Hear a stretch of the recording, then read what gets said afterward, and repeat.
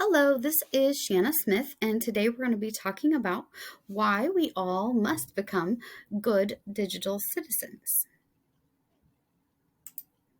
Okay, so first of all, the landscape has really changed. Not only does the word mouse have a new meaning, but we used to think of using technology and advising our students to take care of the equipment, hold your device with two hands. Now the words that we give them are much different for the directives now. We say things like, don't ask for, look at, or send or post any nude pictures or videos. So it's changed dramatically. And while I think we're somewhat used to this, unfortunately, we really have to think about where this should be for the future and the kids that we get to work with. So here's just a little image of how the landscape has changed.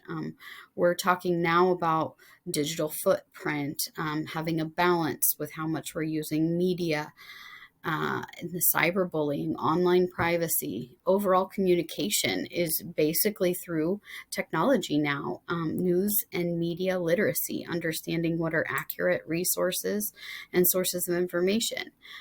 Digital citizenship is not a new term, but it's become a very hot topic right now, and rightly so.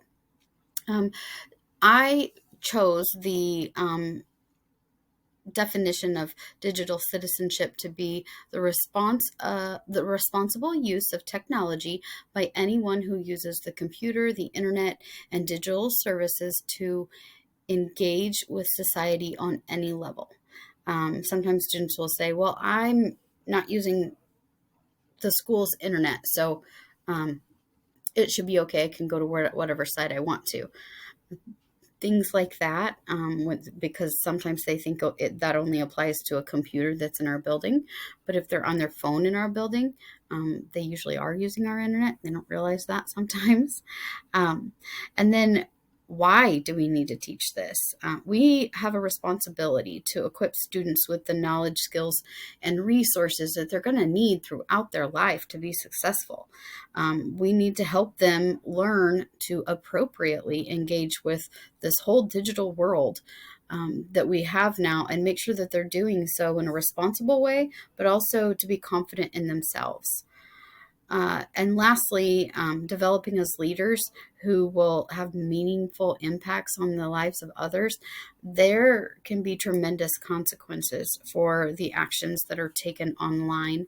And if we are setting the example for students, then we have a responsibility to teach them the correct way to interact with the digital world. Here's a visual of digital citizenship, and this is what happens if we don't teach it. The students share too much information. That can be very dangerous for them.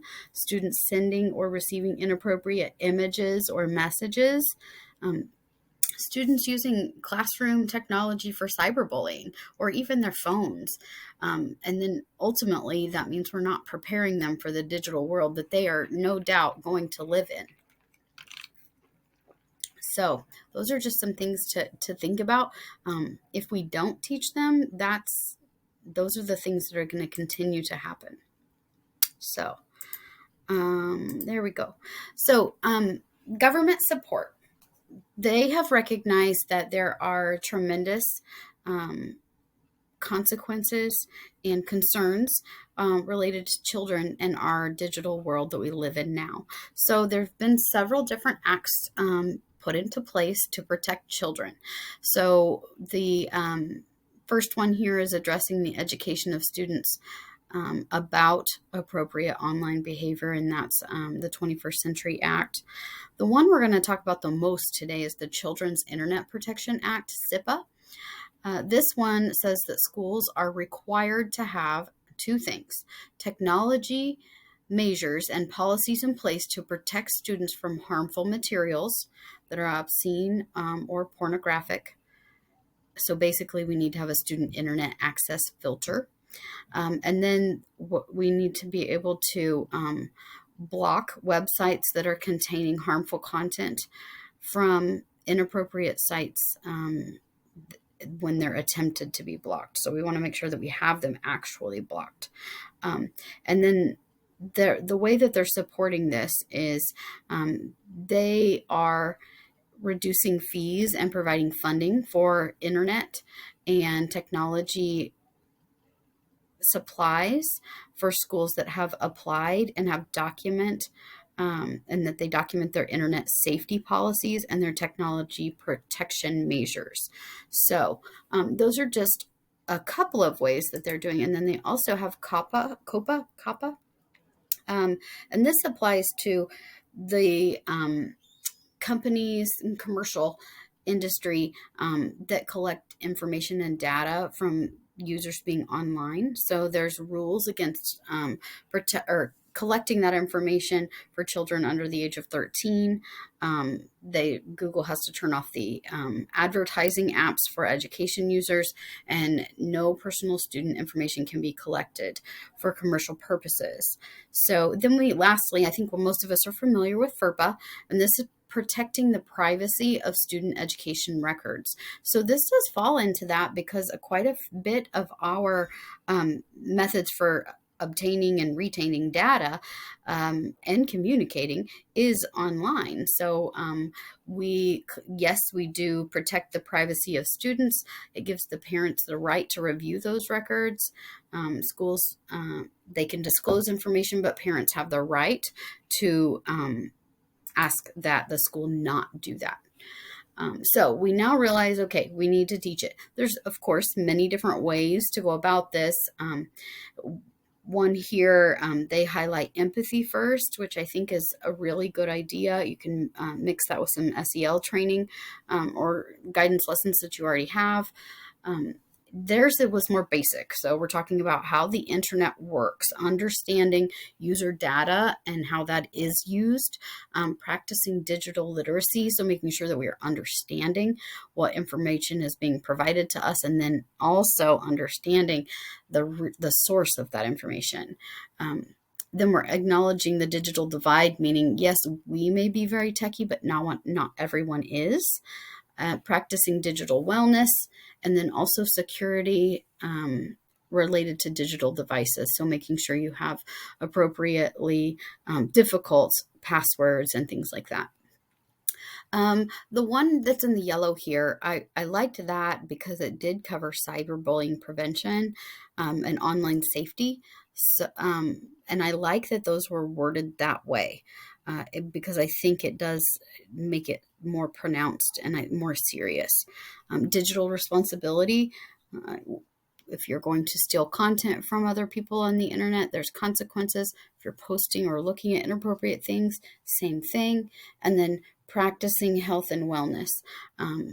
I think we all can get sucked into our digital devices far more than we need to. So, and the last one here is a media balanced and being well and having a overall well-being, focusing on privacy and security, your digital footprint, relationships and communication. I like number 5 here. Cyberbullying, digital drama, and hate speech. A lot of times people are using, I call it the Facebook diary, to air every concern or comment they have, and that's really not appropriate. So these were some different concepts to teach, and I think depending on which curriculum you chose, you could cover most of those. Okay, so programs to support safe and appropriate online behavior. As with many things, there are many, many choices. 2 that were highlighted here were the Common Sense Media, the K through 12 digital citizenship curriculum. I really, really liked it. I thought it had a lot of great content, and it was free and easy to use. The iSafe digital curriculum, it does have a cost to it, which it did not say unless you requested a quote, but it does have digital documentation for your SIPA compliant records, so that would be something you could consider. I did, one of the other resources at the very bottom had additional things that you could include. So they had lots of other options, and so I would be eager to check those out as well. I wanted to provide an example of what a strategy could look like. So one of them was this ready strategy. And so something that students could remember. I like that. So remind students to be mindful of what information and opinions they make public. And then encourage students to step away from their cell phones or computers and screens. I think that's important. And they need to have offline peer interactions and relationships. Accountability. You have a responsibility to yourself to make good decisions, and that you are also liable for those consequences related to those decisions. D, demonstrate and model good citizenship, promote a culture of positive online use. And then Y, which this one was interesting to me, but I do understand it. Be a culture of yes when it comes to launching digital tools. I like that, but it says too often schools lock everything down to be safe. Instead, we need to start teaching appropriate actions and knowing how to positively navigate those. Totally agree. Totally agree. In-class reminders, that posting something that has some of these questions that people could ask themselves. I thought that was a really good idea. Those little cues are in and around your room. So then they had the REP strategy. So this is respecting yourself and others, and educating yourself and protecting yourself and others. So I really liked this strategy as well. It had a lot of good content, and I think it's something students could relate to. So in review, digital citizenship is something that we need to take seriously, and it is quite different than it used to be. Why is it important? One, legally we need to.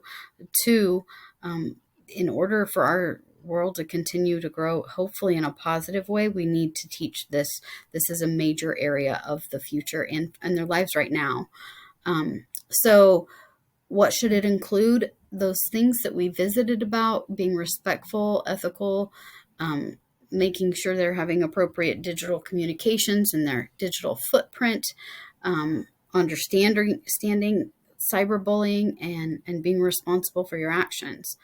And then just as a reminder, the government did provide several supports in the way of acts in government to support the fact that this really is important for our world. And I really think that getting decreased fees or increased funding was a great idea to get schools to make this a higher priority for their students. So I'm actually going to check into it whenever I get back to work.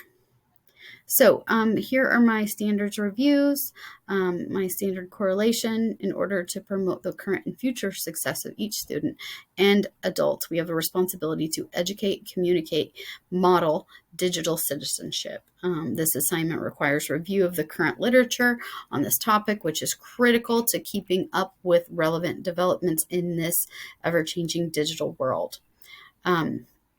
This assignment was really relevant because this is something we're faced with every day in the classroom, out in the hallways, at lunch.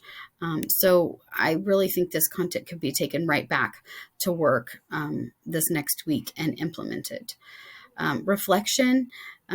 This is reviewing the literature is so helpful, but it's not something that I usually do a good job of making a priority. So I'm glad that this assignment had so many things to read. Although it was time consuming, it was very beneficial.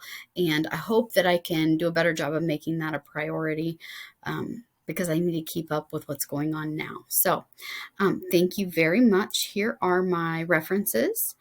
And that's all. Thanks, guys.